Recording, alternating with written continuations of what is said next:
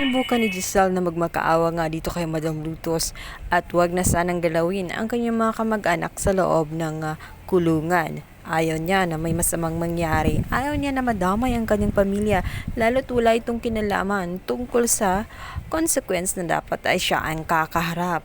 Ngunit sadyang hindi niya mapipigilan ang galit nitong si Madam Lutos dahil inuna na nga itong si Annalyn. Kaya naman itong si Lynette ay iyak na iyak. Ayaw nga sanang bitawan ng kanyang anak na si Annalyn. Ayaw niya na may masamang mangyari.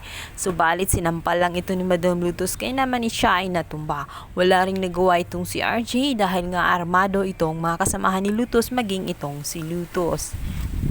Samantala, ito nga si Annalyn ay akay-akay na nga ni Lutos at dinala na nga sa likuran upang doon na nga gagawin ang kanyang plano. Nakitla ng buhay itong si Annalyn. Samantala namang itong si Moira at itong si Zoe ay may pinaplano.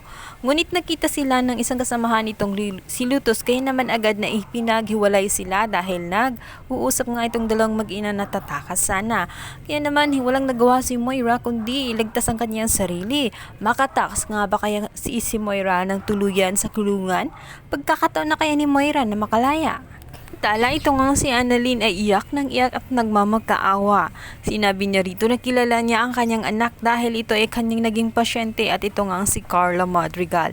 At dito na nga maisipan ni Annalyn na iabot ang pinapaabot na barkong papel dito sa kanyang ina dahil ito ang pangako ni Carla sa kanyang ina at nangako nga daw sila sa isa't isa na buuin nila ang mga barkong papel ng 1,000 at yung hinahawakan niyang barkong papel yun nga yung pang 1,000.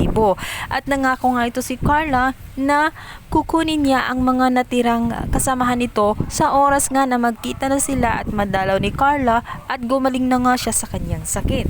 Naman ito na nga ang pagkakataon na matigilan itong si Madam Lutos at makapag-isip-isip sa kanyang kamalian. At dito na nga niya pakakawala ng lahat ng mga preso at palayain na nga si Annalyn dahil nangako rin itong si Annalyn na gagawin ang lahat nang mabuhay lang itong si Carla at gagawin niya ang lahat ng kanyang makakaya bilang isang doktor upang gumaling ng husto ang kanyang anak at madalaw nga siya. Sa kabilang banda, nag-uusap naman itong si Carlos at itong si Irene.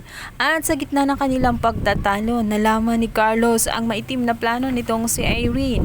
Plano nito na sirain ang relasyon niya dito nga kay Lynette. Kaya naman gumawa ito ng record or video kung saan sasakalin sana ni Irene, subalit mukhang hindi na siya magwawagi dahil nakita nga ni Carlos ang video. Na dinelete ni Carlos ang naturang video at sinakal nga itong si Irene. Galit na galit at nanlilisik ang mga mata.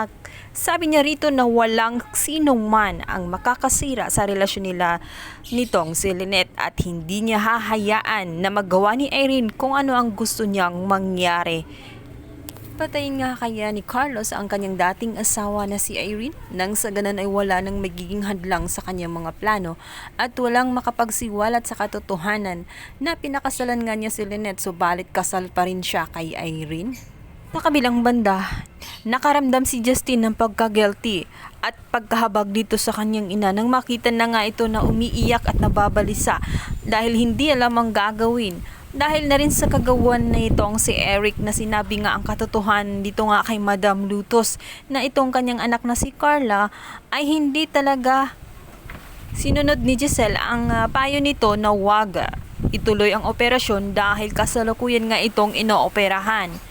Ay nalaman nitong si Madam Lutos pamamagitan ni Eric na nagsisinungaling lang itong si Giselle kaya naman galit na galit ito at unti-unti na nga niyang papatayin ang pamilya ng mga tanyag kung saan gustong-gusto namang mangyari ni Eric dahil sa pakaramdam niya na wala nang magiging balakid at sa pang-aangkin niya sa Apex. Kapag nawala nga ang mga tagapagmana ng Apex ay wala nang magiging kahati itong si Justine sa lahat-lahat. Abangan ang mga next episode. Please don't forget to like and subscribe my YouTube channel. Ting ting.